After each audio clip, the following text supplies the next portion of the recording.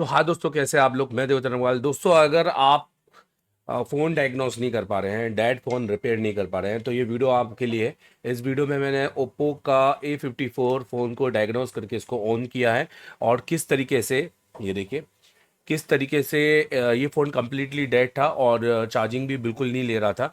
किस तरीके से ये फ़ोन मैंने डायग्नोस किया है, आप ये वीडियो पूरा देखिए, आपको वीडियो में समझ में आ जाएगा। और अगर आप ऐसे कुछ करना चाहते हैं, सीखना चाहते हैं, या अपना नया कैरियर शुरू करना चाहते हैं रिपेयरिंग में, तो आप मुझसे जुड़ सकते हैं। इसके लिए आपको वीडियो के एंड में ज़रूर देखना। ठीक है, थैंक यू वेरी मच। सो हाँ दोस्तों, मैं देवतन अग्रवाल। दोस्तों, मेरे पास एक डेड फ़ोन है, ओप्पो का A54। और ये फ़ोन आप देख सकते हैं कुछ इस तरह का है। पीसीबी जिस पे काम हुआ है मेरे ख्याल से नेटवर्क सेक्शन में। इसमें जो सीपीयू लगा हुआ है वो मीडियाटेक का है। ठीक है, मीडियाटेक का सीपीयू है। दो बीक्यू है इसके अंदर, दो चार्जिंग आईसी दी है, तो एक मेन है, एक टर्बो है। और हमें यहाँ पर देखना है ये एक एमएमसी बेस्ड सर्किट है। और हमें देखना है इसके अंदर 6357 CR भी यहाँ पे लगा हुआ है। और क्या, कहाँ से ये डेड है, ये सॉफ्टवेयर प्रॉब्लम है, ये हार्डवेयर प्रॉब्लम है। तो आप इस पूरे वीडियो में जानेंगे कि कैसे मैं इसको डायग्नोस करता हूँ और देखता हूँ कि इसके अंदर क्या फॉल्ट निकलता है। सबसे पहले हमें इसकी डीसी रीडिंग हम लेंगे और देखेंगे कि इस फ़ोन के अंदर डीसी रीडिंग कितनी आ रही है। तो चलिए हम मॉनिटर पे चलते हैं। अब अपने पीसी स्क्रीन पे चलते हैं। देखिए, इसके अंदर ना मीडियाटेक का सर्किट लगा हुआ है बेसिकली, और माइक्रोन का चिप लगा हुआ है। और मीडियाटेक से 765 यहाँ पर आपको दिखाई दे रहा है। और यहाँ पर दो BQ है। आप दोनों BQ, जो बेसिकली एक चार्जिंग है, एक आपकी टर्बो है। ठीक है, तो यहाँ पर MTK का है। सबसे पहले हम इसकी डीसी रीडिंग देखेंगे। तो हमने डीसी को ऑलरेडी कनेक्ट करके रखा हुआ है, आप देख रहे होंगे यहाँ पर। अब हम यहाँ पर इसको लगाएंगे और देखेंगे कि ये कितना करंट यहाँ पर ले रहा है करके। ठीक है, यहाँ पर कितना करंट करके ले रहा है।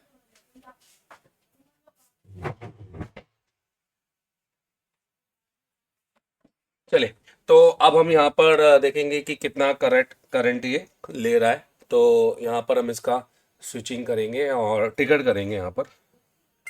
तो आप देखिए कि जैसे हम इसको, अभी तो 2.8 तो हमारा नॉर्मल जो हमारा बूट केबल का है उसका है। जैसे हम इसको दबाते हैं तो कुछ ज़्यादा नहीं लेता है, बहुत ही कम है। मतलब एक लो बूटिंग है अभी इसके अंदर। ये समझ में आ रहा है कि फ़ोन के अंदर बूटिंग बिल्कुल भी लो है, क्योंकि ये जीरो कंजप्शन में ही है। 0.006 हम इसको समझ सकते हैं। ठीक है, क्योंकि देखो, अगर इस मामले में देखेंगे तो ये आप देख सकते हैं कि, मैं इसको फिर से दिखाता हूँ। देखिए, तो 3.64 मिली एम्पियर तो ये पहले से ही ले रहा है। और जैसे हम इसको ट्रिगर करते हैं यहाँ पर, ये देखिए 8, मतलब कुछ 4-5 मिली एम्पियर ये अलग से ले रहा है। ठीक है, तो ये इतना कम मिली एम्पियर ले रहा है, तो इसका मतलब है पीसीबी में शॉर्टिंग भी हो सकती है। तो आइए सबसे पहले हम पीसीबी के अंदर शॉर्टिंग चेक करेंगे कि इसके अंदर कहीं किसी प्रकार की कोई शॉर्टिंग तो नहीं है। तो इसके लिए हम सबसे पहले बोर्ड में यहाँ पर इसका जीआर लेंगे। हमने डायोड मोड पे किया हुआ है, आप देख सकते हैं यहाँ पर। ठीक है, सबसे पहले हम जीआर लेंगे हमारे बैटरी कनेक्टर का। आप देख सकते हैं कि 512 यहाँ पर दिख रहा है। और अगर इसी को हम फॉरवर्ड करते हैं तो 1.3 है, जो कि यहाँ पर तो ठीक है। और ये हमारा आईडी और थर्म का जीआर है, जो कि यहाँ पर इसमें कोई भी दिक्कत नहीं है। दूसरा जीआर हमेशा हमें लेना चाहिए बीपीएच का। यहाँ पर बीपीएच का जीआर भी सही है। और अगर हम इसको फॉरवर्ड बायस करें और रिवर्स बायस करें तो भी हम सही है, मतलब यहाँ पर भी कोई शॉर्टिंग नहीं है। और तीसरा अब हमें चाहिए मीडियाटेक के आसपास के कैपेसिटर का, तो सबसे ज़्यादा आपको यहाँ पर शॉर्ट में आ सकते हैं।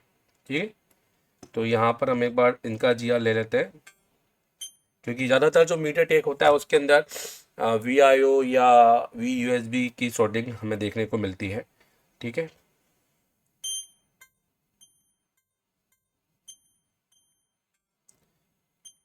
ठीक है, तो यहाँ पर हमें ऐसा कुछ भी नहीं है। अब हम यहाँ पर फिर से छोटे छोटे जो कैपेसिटर्स लगे होते हैं जितने भी, हमें एक बार उनका देखना होता है कि कोई शॉर्ट तो नहीं है। देखिए दोस्तों, शॉर्टिंग कहीं पे भी हो सकती है, और ये आपके RFIC के आसपास के कैपेसिटर में भी आपको देखना होगा। ठीक है, और आपके जितने भी आपके छोटी छोटी आईसी लगी हैं आपको वहाँ देखना होगा। जब तक आप बाहर किसी आउटसाइड में सब जगह शॉर्टिंग नहीं देखेंगे तब तक आपका काम नहीं होगा। चलिए, अब अपन इसके अंदर चार्जर लगाएंगे, और चार्जर लगा के चेक करेंगे कि इसके अंदर जो प्राइमरी वोल्टेज है और सेकेंडरी वोल्टेज है वो बन रहा है कि नहीं बन रहा है। देखिए, मैं आपको बहुत सरल तरीके से इसको बताने वाला हूँ, ताकि आपको सीखने में और समझने में काफ़ी आसानी जाएगा। ठीक है, इसके अंदर बेसिकली टाइप सी का यूज़ हुआ है, तो हम इसके अंदर केबल लगाएंगे टाइप सी। तो केबल लगाने के बाद अगर हम ये भी लगा देते हैं तो बैटरी समझो कि कितना लेके जा रहा है। ओके,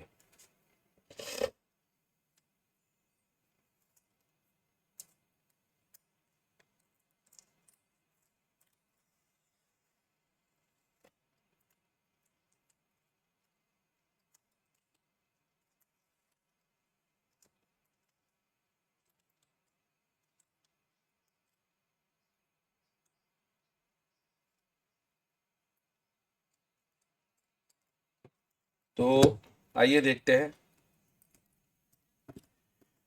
दोस्तों ध्यान देखिए, देना देने वाली जो बात है यहाँ पर, देखिए इसके है ना सब बोर्ड कॉपी लगा हुआ है, आप देख सकते हैं यहाँ पर जो सब बोर्ड है वो इसका कॉपी लगा हुआ है। और यहाँ पर सब बोर्ड में लगता है माइक पे काम हुआ है, क्योंकि माइक इसका चेंज हुआ है करके दिख रहा है। या तो यहाँ पर ये जो नीचे एक ट्यूनर आईसी दिख रही है, इस पर यहाँ पर काम करने की कोशिश की गई है। अब ये लगाने के बाद छोटी छोटी आपको आई डायग्नोस तो करते रहना पड़ेगा, और ये लगाने के बाद अब हम यहाँ पर चार्जर लगाएंगे, और चार्जर लगाकर अब हम यहाँ पर वोल्टेज चेक करेंगे, हमें वोल्टेज क्या मिल रहा है। तो हम इसके लिए सबसे पहले, क्योंकि ये मीडियाटेक है, हम सबसे पहले यहाँ पर बेसिकली अपना जो बैटरी का प्लस होता है उसके वोल्टेज चेक करेंगे। आप देख सकते हैं कि यहाँ पर वोल्टेज हमें मिल रहे हैं, इसका मतलब ये है कि हमारा जो चार्जिंग का आउटपुट है वो तो बन रहा है। तो दूसरा वोल्टेज हमेशा हमेशा हमें BPH में चेक करना चाहिए, और देखना है कि हमें इसका जो BPH है वो यहाँ पर मिल रहा है कि नहीं मिल रहा है करके यहाँ पर। ठीक है, क्योंकि मीडियाटेक में जब हमारा ये वोल्टेज बन जाता है, हमारा बी बैट, तो हमारा BPH वोल्टेज भी बनना चाहिए। तो यहाँ पर आप देख सकते हैं कि BPH फिलहाल 0.7 करके बन रहा है। ठीक है, और अगर मैं बैटरी लगाकर चेक करूँ और देखूँ कि मेरा कितना बन रहा है, तो ये भी हमें देखना पड़ता है। देखिए यहाँ तो फिलहाल पूरी तरीके से बन रहा है, as a DC to DC तो काम हो रहा है यहाँ पर। ठीक है, फिर से हम देखेंगे। देखिए हाँ, अब बन रहा है। अब मैंने, आप देख सकते हैं कि मैंने विदाउट बैटरी यहाँ पर BPH चेक किया तो 3.9 बन रहा है। कभी कभी होता है कि हमें कुछ केबल को फिर से निकाल के लगा के वापस चेक करना होता है, यहाँ पर BPH भी मेरा बन रहा है। दोस्तों मीडियाटेक के अंदर आपने पहला वोल्टेज आपका बी बैट होता है, दूसरा BPH होता है। अब आपने पावर की चेक करना है। पावर की चेक करने से हमें पता चल जाएगा कि ये आईसी के अंदर, क्योंकि मीडियाटेक के अंदर दो बड़े सेक्शंस इंपॉर्टेंट होते हैं, एक DDLO और एक UVLO। तो हमें ये पता चल जाएगा कि इसकी लाइन प्रॉपर ओके है कि नहीं करके। तो हम इसकी पावर की को हम चेक करेंगे, जो इनमें से किसी एक बटन पे मतलब TP पे आनी चाहिए यहाँ पर। या हम DC से भी, हम अपने बोर्नियों से भी देख सकते हैं, किसी ना किसी एक पर। ये देखो 1.7 यहाँ पे आ रहा है, 3.4 समथिंग ये दिए। तो ये हमारा पावर की का बटन हो सकता है, क्योंकि पावर की के बटन में हमारा 3.5 से ऊपर ही हमें मिलना चाहिए। तो इसका मतलब ये है कि हमारा जो सेक्शन के अंदर है BPH पूरी तरीके से एंटर कर रहा है, और UVLO और DDLO सही है। अब इसके बाद हमें क्रिस्टल के वोल्टेज चेक करना है। क्रिस्टल के अंदर कुछ इस तरह के वोल्टेज मिलना चाहिए, एक जगह 0.6 मिलना चाहिए, और उसी की दूसरी जगह पर अगर हम साइड में देखें तो यहाँ पर 0.6 है और एक 2 पॉइंट समथिंग वोल्टेज हमें 1.8 ये मिलना।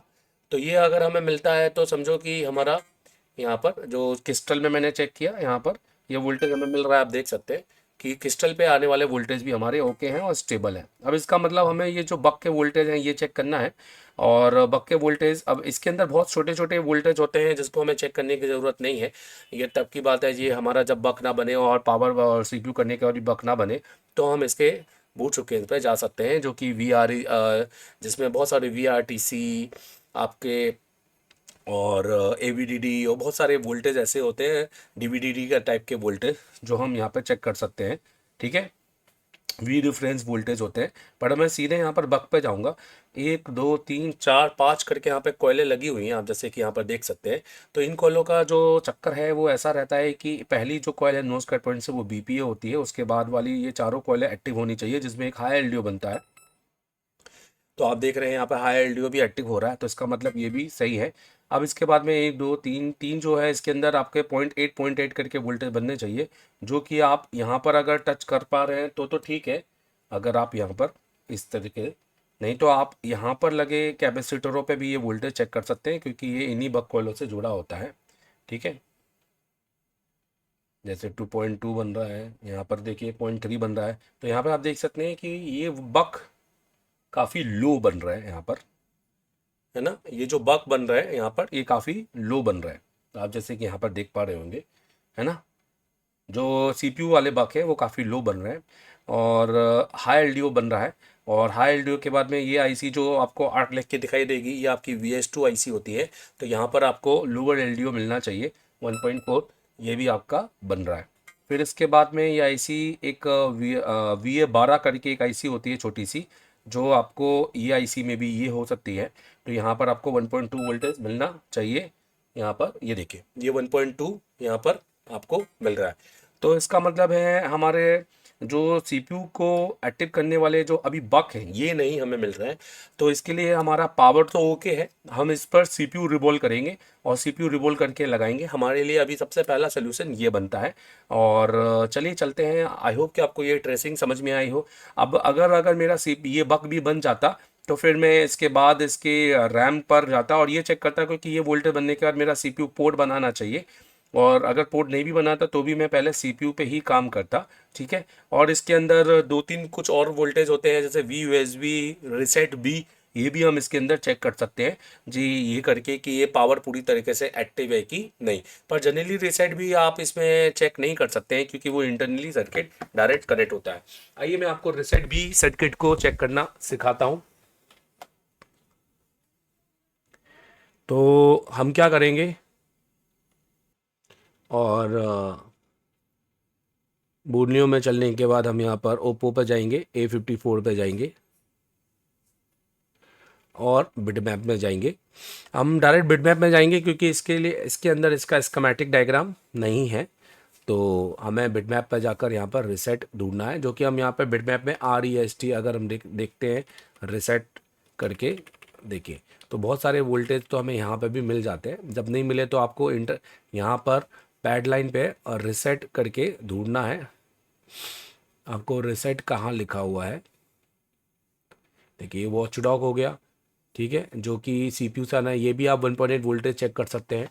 ये हमारा VSYS हो गया, जो कि हमारा ओके था, जो हमने पावर की पे वोल्टेज चेक कर लिया। ये V रेफरेंस है, ये हम बाहर चेक कर सकते हैं, जो कि 1.2 करके वोल्टेज हो सकता है।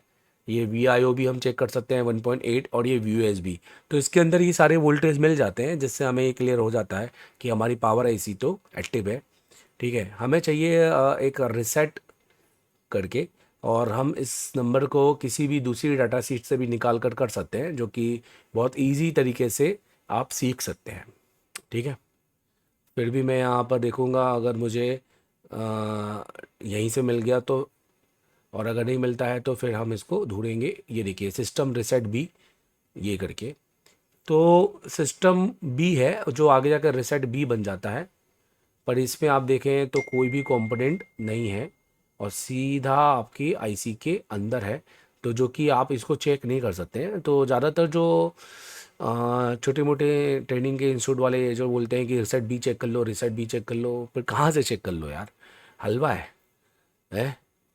तो आप ये समझो कि रीसेट भी आप चेक नहीं कर सकते हैं, ठीक है। हाँ, वॉच डॉग में भी आप देख लेते हैं कि वॉच डॉग बन रहा है कि नहीं बन रहा। हाँ, वॉच डॉग भी आप इंटरनली है जिसको आप चेक नहीं कर सकते हैं, बट आप वी यूएसबी चेक कर सकते हैं और आप 1.8 वोल्टेज चेक कर सकते हैं, जो कि बहुत ईजिली तरीके से आपको यहाँ पर कैपेसिटर्स में भी देखने को मिल जाता है, जो इसके बगल में कैपेसिटर में आ रहा है। आइए हम इसको चेक करते हैं।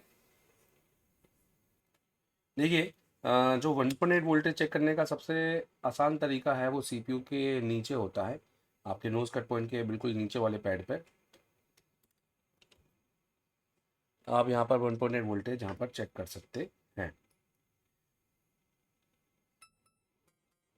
यहाँ पर आप देख सकते हैं ये 1.8 वोल्टेज आपको देखने को मिल रहा है, जो कि आ रहा है। ये आपका वी यूएसबी है जो कि आ रहा है। तो इसमें अभी तक जो हमने कहानी निकाली है वो हमारा सीपीयू है।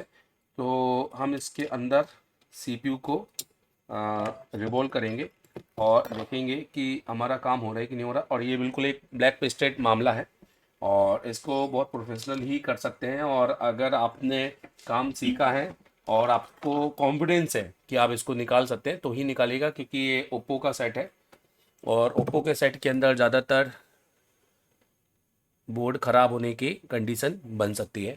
तो हम सबसे पहले, ठीक है, तो हम सबसे पहले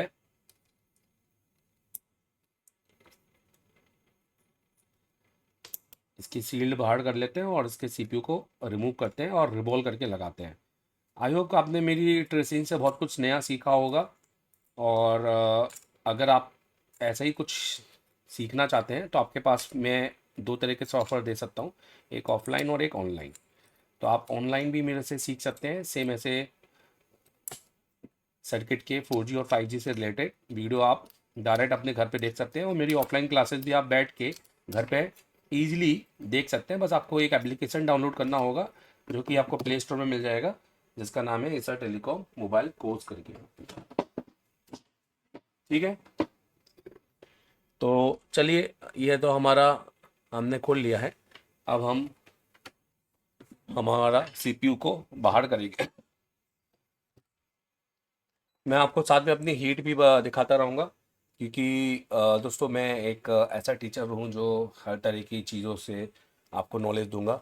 ऐसा नहीं कि मैं हीट छुपा दूँ और बताऊँ नहीं कि ये है वो है, ठीक है। मैं किसी तरह का किसी भी चीज़ में संकोच नहीं करता हूँ और मैं दोनों हाथों से नॉलेज को देने में बिलीव करता हूँ।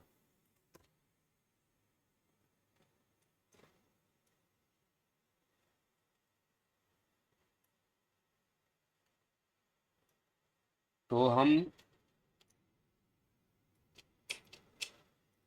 पहले ब्लैक पेस्टेड कट कर लें।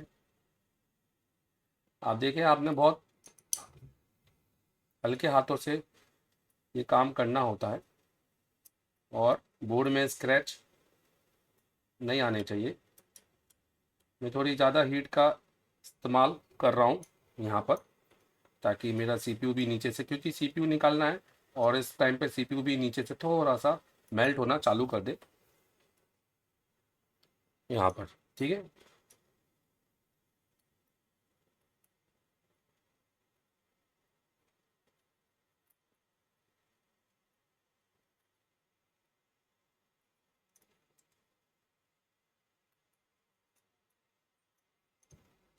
तो देखिए, हमारा जो पेस्ट है आई साइड से वो तो निकल चुका है।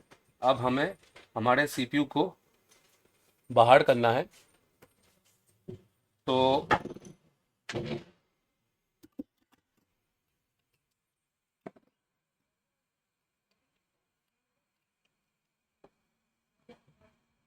यहाँ पर हम सीपीयू को बाहर करेंगे। उसके लिए हम यहाँ पर इस तरह का यहाँ ब्लेड का यूज़ करेंगे। हम इस तरह का ब्लेड का यूज़ करेंगे यहाँ पर, ठीक है। जहाँ यहाँ यहाँ यहाँ हम इसको डिग करेंगे और आप मेरी हीट और टेम्परेचर भी देख सकते हैं।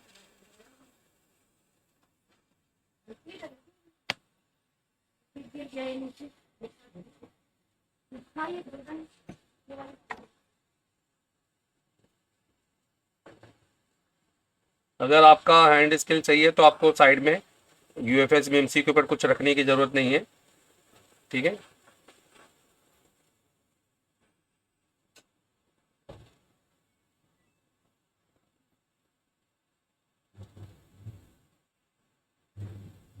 ये देखिए, बस आपको पंचर करना है।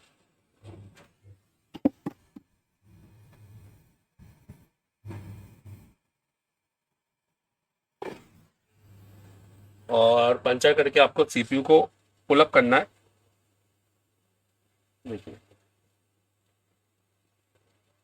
ये puncture puncture puncture puncture puncture, हल्का हल्का हल्का हल्का सा पंचर करते रहना है। Puncture puncture puncture puncture puncture puncture puncture करना है, पंचर, और ये पुलअप करना है। ये देखिए, बस मैंने पूरा भी अंदर इसको डालना नहीं नहीं किया। मैंने ये नहीं कि हाँ यहाँ तक डाला है, पीछे तक जाए, नहीं तो कंपोनेंट निकल सकते हैं ना, वो अपने आप ही निकल जाता है। बस ऊपर से थोड़ा सा हल्का सा सही तरीके से अगर पंचर हो जाए। अब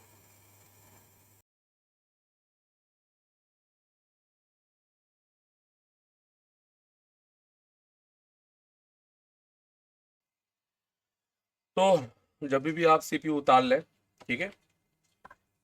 और क्योंकि इस बोर्ड में बेसिकली हमारा पावर एकदम ओके था और हमें सीपीयू पे काम करना है, सीपीयू रिवॉल्व करेंगे इस बोर्ड का। तो पहले आप जितने भी बड़े बॉल हैं उनको हटाना है, क्योंकि ये ब्लैक एक ओप्पो का ब्लैक पेस्टेड बोर्ड है। पहले तो आपको समझना ये है, यहाँ पर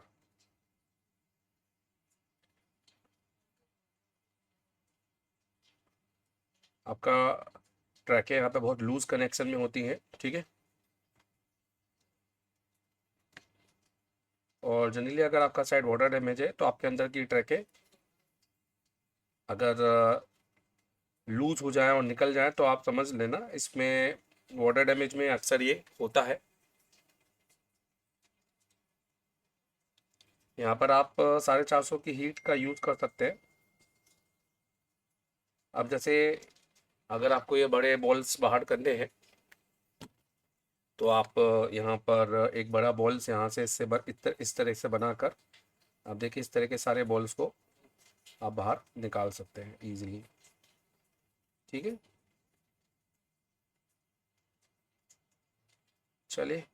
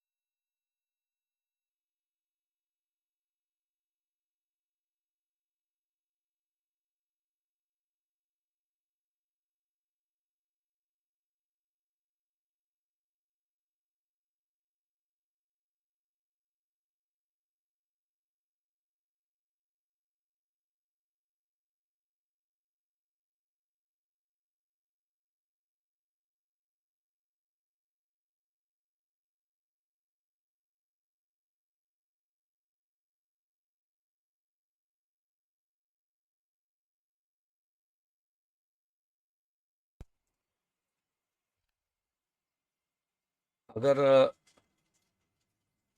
आप हैंड स्किल पे काम नहीं करते हैं और अगर आपको हैंड स्किल पे काम सीखना है तो आप एसए टेलीकॉम में एमडी सर से बात कर सकते हैं। पर अगर आपको हैंड स्किल का काम आता है और अगर आप सर्किट पे काम करना चाहते हैं, सीखना चाहते हैं, और यह चाहते हैं कि आप किस तरीके से आपको काम आता है और आपका बेसिक क्लियर करना है, आपको फंडामेंटल क्लियर करना है, या आपको ये समझना है कि किस तरीके से हम टीचिंग कर सकते हैं, हम अपना खुद का इंस्टीट्यूट खोल सकते हैं, तो आप मेरा कोर्स जो ऑनलाइन वाला है एप्लीकेशन वो परचेस करना। उसमें मेरे ऑफलाइन वीडियो आपको मिलेंगे और ऑफलाइन ऑनलाइन दोनों। मतलब अगर आपको मेरी ऑफलाइन क्लासेस देखनी है पर आप आ नहीं सकते हैं या फिर किसी कारण से एसए टेलीकॉम में आपको क्योंकि आईसी का काम आता है तो हो सकता है कि हम ही एडमिशन ना दे रहे हो, तो आप फिर भी हमें ज्वाइन कर सकते हैं थ्रू हमारे एप्लीकेशन। आपको हमारे गूगल प्ले स्टोर में जाना होगा और गूगल प्ले स्टोर में जाकर आपको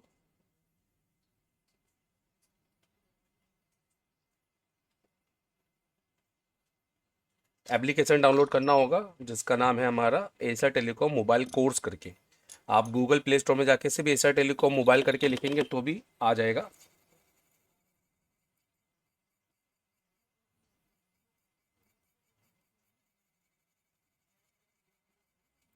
ठीक है,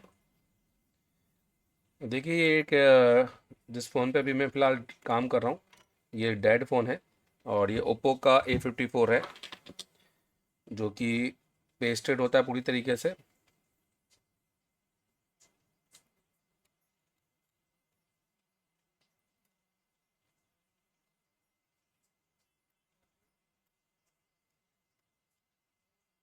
वाटर डैमेज के टाइम पे क्या होता है कि अंदर के पैड भी काफ़ी गल से जाते हैं क्योंकि पानी नीचे जाने की वजह से जम जाता है। बस हमें यहाँ पर ध्यान से देखना है, जैसे फिलहाल अभी हमें इन दो ट्रकों को कोशिश करना है कि निकलने नहीं देना है, अगर निकलता है तो हमें इसको फिर से बनाना है। ठीक है, हालांकि यहाँ पर आने वाले ट्रैक हमारे अगर एमएमसी और रैम के नहीं हुए तो ये वाईफाई के कनेक्शन होते हैं, हालांकि ये लूज़ कनेक्शन है फिर भी हम इसको बनाने की कोशिश करेंगे। और ये ट्रैक हमारा ये आपको दिखाई दे रहा होगा, तो यहाँ पर जनरली हमें I2C के कनेक्शन मिलते हैं जो कि सेंसर वेंसर वगैरह के होते हैं, जिससे हमें कोई दिक्कत नहीं जानी चाहिए। ठीक है,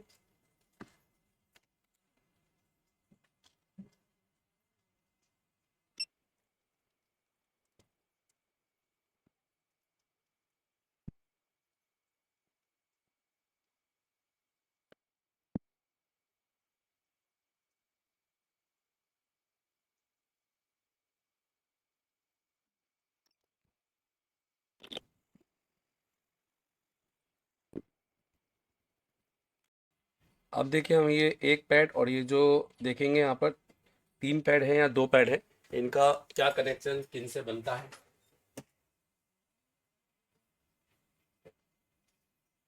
तो ये हमें बोर्नियो से पता चलेगा।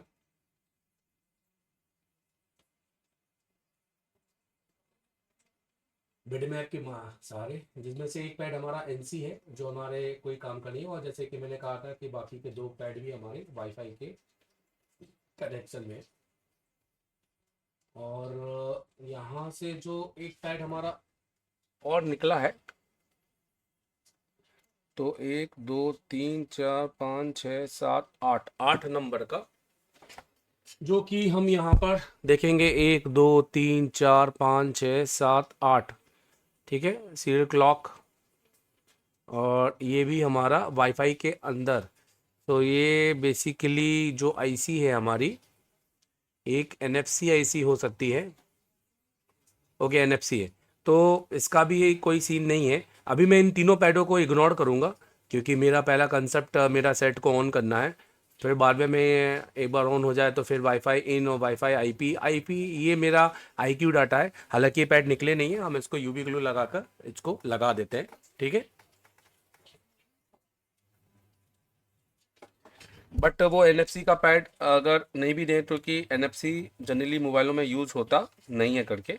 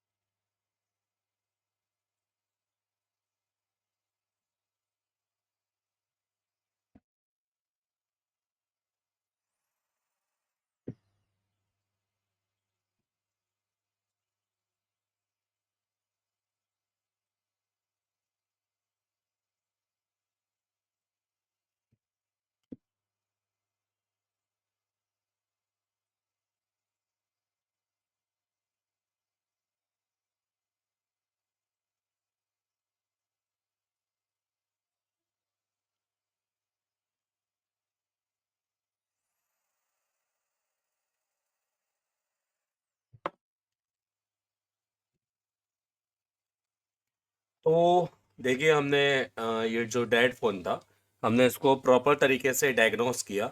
हमने पहले इसकी सारी लाइनों को समझा। हमने और पाया कि हमारा जो पावर है वो बिल्कुल ओके है और पावर में किसी भी प्रकार का कोई भी दिक्कत नहीं है।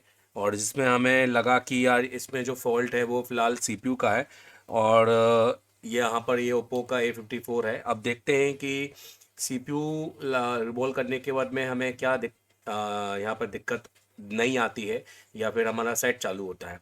और अगर हमें सीपीयू निकालने और लगाने में कोई दिक्कत आएगी तो हम एक बार फिर से रिवॉल्व कर लेंगे, ठीक है। क्योंकि जो 3 पैड हमारे निकले थे वो 2 वाईफाई और एक एनएफसी का था, जो कि हमारे लिए फ़ोन चालू होने के लिए तो कोई मैटर करता नहीं है, ठीक है। बाकी रहा इसमें माइक्रोन का ये एक एमएमसी लगा हुआ है, जो कि थोड़ा सा ख़तरनाक ये है क्योंकि इसमें टेम्परेचर हीट पड़ने पर ये डेड भी हो सकता है। अगर ये अभी स्टक होता है 28-27 पर, तो हम समझेंगे कि हमें इस बार एक बार इसको रिवॉल्व करके लगाना होगा। क्योंकि हमने अभी जो भी हीट दी है वो ब्लैक पेस्टेड हमारे मीडियाटेक के फ़ोन में दी है। और अगर ये ऑन हो जाता है तो एक अच्छी बात है, फिर हम आगे बढ़ सकते हैं, ठीक है ना।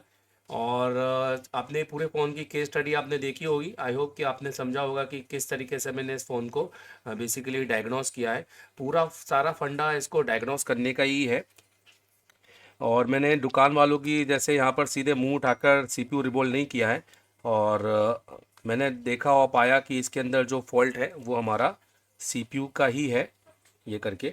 अब इसके अंदर हम एक बार चार्जर देंगे और देखेंगे यहाँ पर चार्जर देने पर कि ये देखिए। तो देखिए हमारा फ़ोन यहाँ पर ऑन हो चुका है और ओप्पो यहाँ पर आ चुका है और यहाँ पर एंड्रॉयड आ चुका है। बट इसके अंदर आप देख सकते हैं रिकवरी मोड लिख कर आ रहा है यहाँ पर। और रिकवरी मोड लिख के आ रहा है, इसका मतलब है कि फ़ोन तो हमारा ऑन हो चुका है। अब इसके अंदर जो प्रॉब्लम होगी वो या तो फ्लैशिंग की होगी, क्योंकि ये देखिए रीस्टार्ट कर रहा है और रिकवरी मोड लिख के आ रहा है। या तो फ्लैशिंग होगी या तो इसका एमएमसी होगा। तो हमें इसके रिकवरी मोड पर डाल के हम इसको एक बार रीसेट करेंगे और देखेंगे कि ऑन होता है कि नहीं। क्योंकि ये फर्स्ट लोगो पे ही जा रहा है, सेकंड लोगो पर नहीं जा रहा है। और ये फर्स्ट लोगो पर अगर ये कर रहा है तो इसका मतलब ये सिर्फ सॉफ्टवेयर की दिक्कत है। क्योंकि अगर ये सेकंड लोगो पर जाता तो हम ये समझते हैं ये हार्डवेयर की दिक्कत है। तो यहाँ पर हमारा फ़ोन पूरी तरीके से ऑन हो चुका है। तो अभी फ़िलहाल ये अब सॉफ्टवेयर का प्रॉब्लम बन चुका है।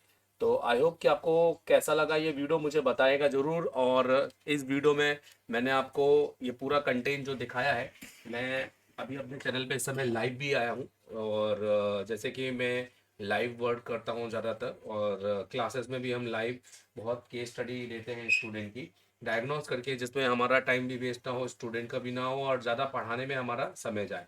अभी फ़िलहाल जैसे कि आप इसको देख रहे हो, तो ये जो फॉल्ट है ये इसका रिकवरी मोड का फॉल्ट है, जो कि हम हमारे हिसाब से ये पूरा की पूरा अभी सॉफ्टवेयर के ऊपर जाता है। तो दोस्तों आपने जैसे कि देखा, अभी मैं इस समय लाइव था और मैंने ये साइट को रिपेयर किया। सो हाय सो हाय दोस्तों, आपने देखा कि ये सेट तो हमने ऑन कर लिया है और बेसिकली सेट के अंदर जो भी फॉल्ट था वो फॉल्ट अब हमारा सॉफ्टवेयर पे आ चुका है। क्योंकि क्या होता है ना कि जब एक सेट रिपेयर में चला जाता है तो उसके अंदर काफ़ी फॉल्ट बनकर आ जाते हैं। पहले ये फ़ोन पूरी कंडीशन में डेड में था, अब ये रिकवरी मोड पे जाकर रीस्टार्ट कर रहा है। हालांकि पहले इस पे कुछ भी नहीं आ रहा था और हमने देखा था कि इसके अंदर जो 3 बग है वो बन नहीं रहे थे। अगर हम इसमें अब वो बग के वोल्टेज चेक करेंगे तो ये हमें मिल जाएगा। फिलहाल ये हमारे रीस्टार्ट मोड पे जा चुका है। तो अभी हम इसके अंदर केवल और केवल फ्लैशिंग और वो अटेंड करेंगे। फिलहाल ये पहला पार्ट था, इसका मैं दूसरा पार्ट ट्राई करूंगा कि जल्दी लेकर आऊँ और इसको बनाऊँ, ठीक है। आई होप कि आपको समझ में आया हो और किस तरीके से मैंने आपको बताया कि कितनी आसान तरीके से हम एक फॉल्ट को कितनी आसान तरीके से फॉल्ट को हम डायग्नोस कर सकते हैं और ये पता कर सकते हैं कि डायरेक्ट सीपीयू पे काम नहीं करना है। थोड़ा देख कर, और जब तक आप इसको सही तरीके से डायग्नोस नहीं करोगे आपको भी मज़ा नहीं आएगा। क्योंकि अगर आप सीपीयू पे काम करते रहे तो आपका टाइम वेस्ट हो जाएगा। आपको पहले चेक करना है कि आपकी पावर ऐसी ओके है कि नहीं है, और आपको चेक करना है कि कोई और तीसरा बक्स तो नहीं है। दोस्तों इसके अंदर एक फंडामेंटल होता है। अगर आप एक बार फंडामेंटल समझ गए तो आप जो काम कर रहे हैं उस काम को सिखा भी सकते हैं। अगर इसलिए अगर आपको टीचिंग करना है, ठीक है, अगर आपको टीचिंग करना है तो मैं आपको यहाँ पर दिखाना चाहूँगा। तो आप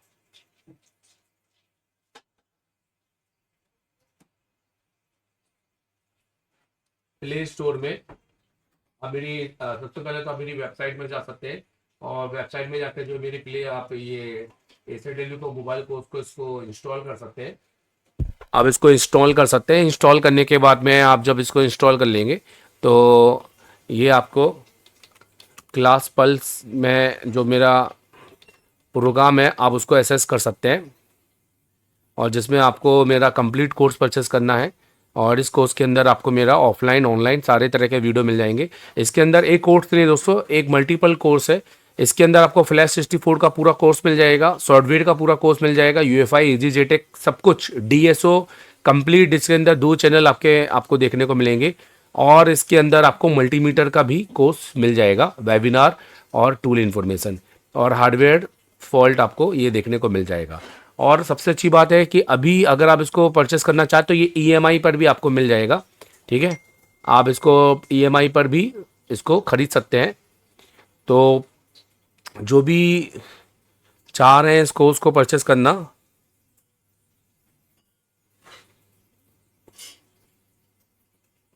जो भी चाह रहे हैं इस कोर्स को परचेस करना वो इसको ईएमआई पर भी परचेस कर सकते हैं।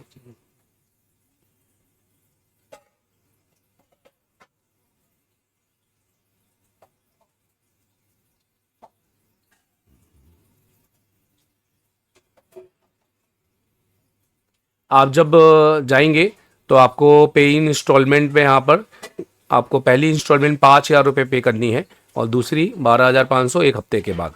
तो इसको अभी परचेस करें और इसका कोर्स का फ़ायदा उठाएं। घर बैठकर आप इंडिया में हो या इंडिया से बाहर हो, आपको बस मास्टर कार्ड अप्लाई करना है, और आप 2,500 वीडियो का कंटेंट यहाँ पर परचेस कर सकते हैं। आप एसर टेलीकॉम की ऑफलाइन क्लासेस को देख सकते हैं, और ये सिर्फ 1 महीने का नहीं है, अगले 11 महीनों के लिए जो भी हम क्लासेस डालेंगे वो आपको यहाँ पर देखने को मिलेगा। जैसे ये मेरी क्लासेस हैं ऑफलाइन के बाद, अगर अभी आप इस हेलो ठीक है आउट पर रजिस्टर का टाइम, तो ये पूरी क्लासेस आप देख सकते हैं। और ऐसा नहीं है कि सिर्फ 1 महीने की है, ये क्लासेस पुराने महीने की तो है, और अगले 11 महीने की भी आप ये देख सकते हैं। तो अभी जाइए और इसको एनरोल कीजिए। Thank you very much.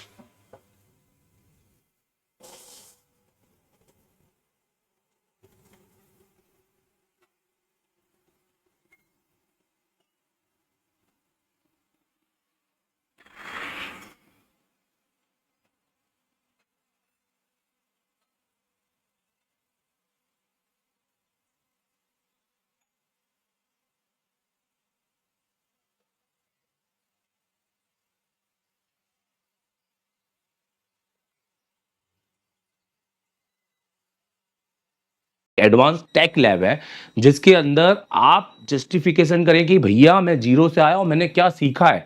क्योंकि दोस्तों हमें आपको अपडेट में एक रियल एडवांस देना है, ना कि खाली अपने नाम के आगे एडवांस लिख देना है।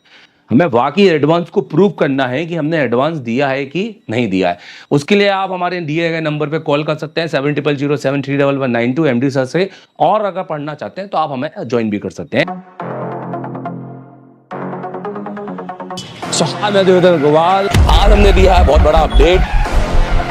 अब कहानी बदलेगी। एशिया टेलीकॉम में शुरू हो चुका है एक नया चैप्टर। ये ट्रेनिंग नहीं, ये है क्रांति। हर एक बच्चे के बाद में एक 2 एसएमडी होनी चाहिए, हर बच्चे के बाद में एक पावर सप्लाई होनी चाहिए, हर बच्चे के बाद में एक प्रीमियम आयरन होना चाहिए।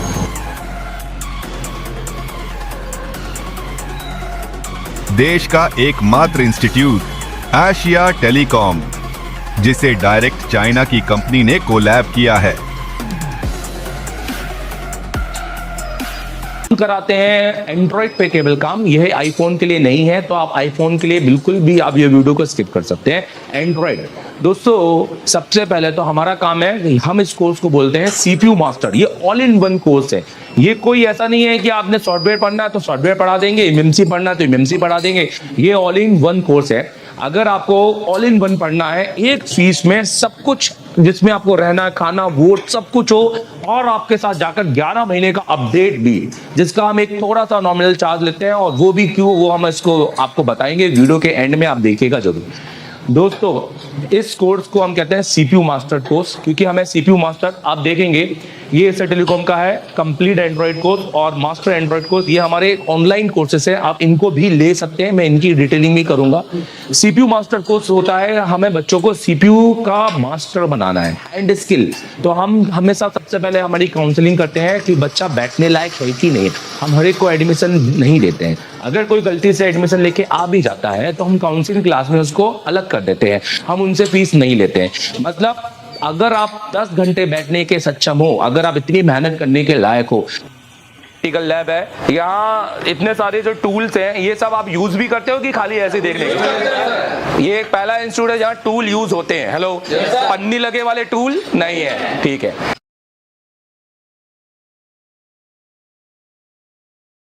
शॉप पे बैठे हैं और मुझसे पढ़ रहे हैं और क्लास में बैठकर, तो बिना एशिया टेलीकॉम आए आप ये कर सकते हैं, एप्लीकेशन डाउनलोड कर लो। और रहा इस वीडियो का, तो ये वीडियो तो सिर्फ वो ही देख पाएंगे जो एप्लीकेशन जिन्होंने लिया है।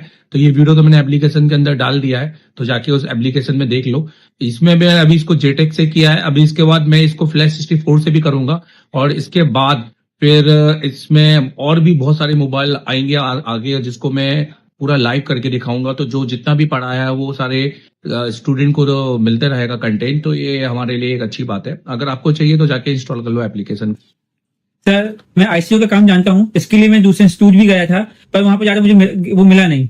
पर मैं आपसे ऑनलाइन काम सीखना चाहता हूँ, तो वो कैसे कर सकता हूँ? अगर आप ऑलरेडी इंस्टीट्यूट पढ़ चुके हैं पर अभी भी आप फुल फाइड में फंस रहे हैं, या आपने आईसीयू पे नॉलेज रखते हैं, तो आप मेरे सबसे पहले तो प्ले स्टोर में जाइए, ये आप एप्लीकेशन डाउनलोड कीजिए। ये एप्लीकेशन इंस्टॉल करने के बाद में आप इसको अपने नंबर से रजिस्टर कीजिए। अगर आप किसी दूसरी कंट्री में हैं कोई भी, तो आप वहां पर ईमेल आईडी से इसको रजिस्टर कीजिए, और इसका ओटीपी आपकी ईमेल आईडी पे आएगा। आपके सिलेक्टेड कोर्स है, अगर आपको सिर्फ फुल फाइडिंग का या हार्डवेयर का काम सीखना है तो आप ये वाला कोर्स परचेज कीजिए। अगर आपको सिर्फ सॉफ्टवेयर, एमएमसी, जेटेक, यूएफएस या फ्लैश 64 पे काम सीखना है तो आप ये वाला कोर्स भी परचेज कर सकते हैं। और अगर आपको दोनों कॉम्बो सीखना है तो आप ये कंप्लीट कोर्स परचेज कर सकते हैं। ये हमारा एक वीडियोग्राफिक्स कोर्स है, वीडियो कोर्स है। ये कोई ऐसा कोर्स नहीं है जिसमें मैं रात के 8 बजे आऊंगा, 1 घंटे की क्लास दूंगा, क्योंकि ये मच्छी बाजार वाले कोर्स मुझे पढ़ाने में कोई मजा नहीं है। आप मुझे पूरा देखिए, आपको ऐसा लगेगा जैसे आप एशिया टेलीकॉम में आके लाइव बैठे हुए हैं, बट अपने शॉप पर। तो पूरे 7 से 8 घंटे की क्लासेस मेरी यहाँ पे आपको देखने को मिलेंगी, प्लस सिर्फ 1 महीने की नहीं, पुराने आपके हमारे जो बैचेस हैं उनकी, और आने वाले 11 जब से आप कोर्स परचेज करेंगे, आने वाले 11 अगले मंथ में जो हम पढ़ाएंगे अपनी बैच को, वो भी आप वहाँ पे देखेंगे, जो कि प्री रिकॉर्डेड वहाँ पर स्टोर हो जाएगी। तो आप अभी जाइए और उसको परचेज कीजिए। देखो, जैसे आप एप्लीकेशन में जाते हो ना, तो आपको कंटेंट मिलता है। कंटेंट के अंदर आप अगर पूरा कोर्स लेते हो ना ऑनलाइन, तो आप हार्डवेयर, सॉफ्टवेयर, एमएमसी, यूएफएस सबकी क्लास मिलती है। और जैसे कि मैंने बताया कि अगले 11 महीने तक का अपडेट होगा, मतलब हर महीने की क्लास इसमें डलेगी। हार्डवेयर की पहले बात करते हैं, तो आप देखो जैसे एडवांस कंपोनेंट है, कैसी क्लास होती है बता देता हूँ। जैसे 28 जनवरी की क्लास है, जिसमें मैंने रजिस्टर पढ़ा है, तो यहाँ से देखो बिल्कुल शुरू होती है क्लास में, थ्योरी भी रहती है और प्रैक्टिकल भी रहता है। जो टेस्टिंग है वो, क्योंकि ऑनलाइन की क्लास में प्रैक्टिकल बिल्कुल नहीं होता, मेरी क्लास में प्रैक्टिकल भी होगा, क्योंकि इसमें मैंने चेक भी किया है। हर चीज बताइए कि क्या सही है क्या नहीं है। तो इसका तो कोई भी यूज नहीं है हमारे फोन के अंदर, क्योंकि मिली ये देखो, मतलब आपको लगेगा कि आप क्लास के अंदर बैठे हो, ठीक है। और प्लस टेस्टिंग के साथ में ये पूरा की पूरा ये देखो पूरी क्लास है, और टेस्टिंग के साथ में तो ये आपको मिलेगा, जिसमें आपको इससे component, register, capacitor, diode, coil, फिर उसके बाद मॉसफेट और ट्रांजिस्टर, सारे कंपोनेंट आपको मिलेंगे। लेआउट कोडिंग जबरदस्त लेआउट कोडिंग की भैया किस तरह से अपने बोर्ड को पहचाना है, ये आपको कहीं सीखने नहीं मिलेगा। किसी इंस्टीट्यूट जाओगे तो भी आपको सीखने नहीं मिलेगा, क्योंकि उस हिसाब से ये सिखाते नहीं है। मेरा 10 साल का एक्सपीरियंस है खाली इसी चीज में।